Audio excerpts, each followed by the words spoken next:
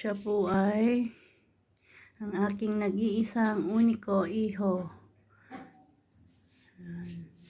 Magaling na po siyang tumulong.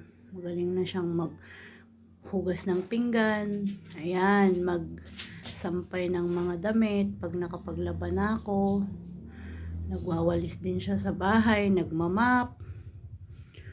Marami hong alam gawin tong anak ko, kaya lang may pagkasuplado. Pero mabait. Siya po ang aking uniko iho. Yan, nung bata pa po lang siya, magaling na po siyang magtiklop ng mga damit. Ngayon, alam na niya mga gawaing bahay. Tumutulong na siya sa pagsasampay sa mami niya. Ayan po. Napaka-bless ko po dahil na bigyan ako ng anak na masipag. Ayan.